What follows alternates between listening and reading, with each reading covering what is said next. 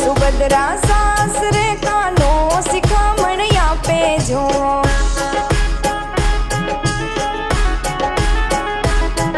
એ જાવ સુભદ્રા સાસરે શિખામણ લેતા જાવજો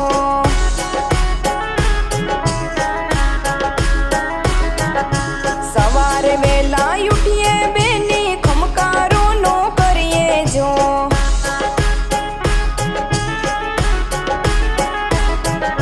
ખમકારો કરશો તો બેની ઘરના સૂતા જાગે જો